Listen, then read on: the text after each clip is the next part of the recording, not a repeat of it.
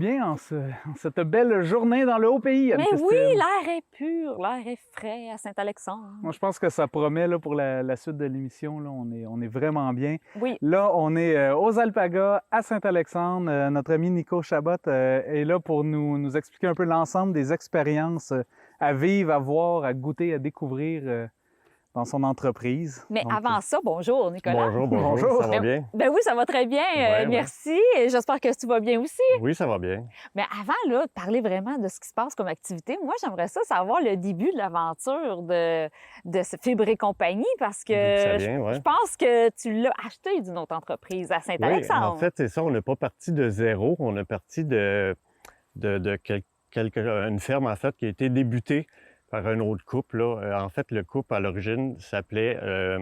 c'était Aldo, Alice et Dominique, c'est ça. OK, parce que c'est Donc, les alpagas d'Aldo. C'est ça, exactement. Fait qu'anciennement, c'était vraiment le nom, les alpagas d'Aldo. Puis, suite, ils ont décidé d'arrêter cet élevage-là qu'ils ont fait pendant 7 ans. Mhm. Ah, quand même, ça. Puis, en fait, c'est ça, moi, je me cherchais une nouvelle vocation dans la vie. Puis c'est un peu hasard si aujourd'hui, j'ai des alpagas. Parce que, justement, ils vendaient le troupeau, il y en avait 25. Puis, j'ai été les voir. C'est la première fois que je voyais un alpaga.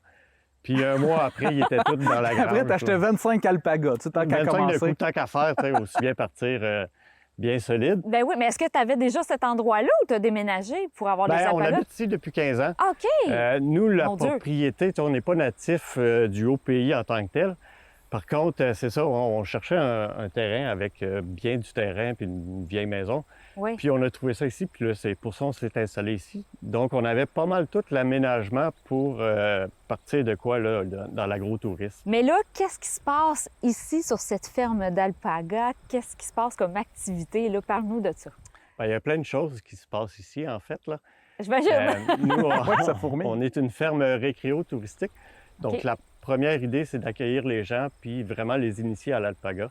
On fait des visites guidées d'à peu près 40 minutes qui expliquent le tout. Par contre, c'est ça, principalement, on élève l'alpaga. Ça, c'est pas mal ce qui attire le tourisme. Ben oui. Puis, donc, c'est ça, on élève l'alpaga pour le poil, premièrement.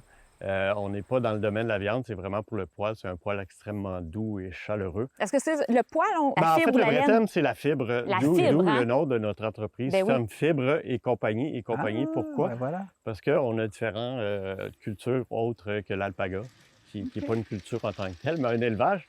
Mais c'est ça, sinon, à la ferme, ma conjointe, Maryse, est très intéressée par la culture du champignon. Donc, on a un petit aménagement, pas très loin d'ici. OK. Puis, quoi d'autre à la ferme? En fait, on a une plantation de camerise. Là. On agrandit à chaque année. On est rendu à 500 plants. Puis 500 plants. Oui, 500 Ah ouais. plants. Puis les gens peuvent venir faire de l'autocueillette? Exactement. En fait, c'est pour ça qu'on agrandit. Là, il y a vraiment une demande pour ça. Puis là, OK. les gens, ils viennent puis cueillent leurs petits paniers. Ah, mais c'est intéressant. Mais là, on voit, peut-être que les gens ne le voient pas, là, mais derrière nous, il y a une boutique. Ouais. Là, ça veut dire que tu fais beaucoup de produits à partir de la fibre d'alpaga. C'est principalement des produits à partir de la fibre d'alpaga. Effectivement, toute notre fibre est majoritairement travaillée ici. Par Ah contre, oui? pour l'histoire du filage, la mettre en fil, ça, on va sous-traiter pour ça. Donc, le produit revient en balle de laine, puis après, c'est encore de la transformation, si on veut un produit secondaire, là, de seconde transformation, genre tuc, là.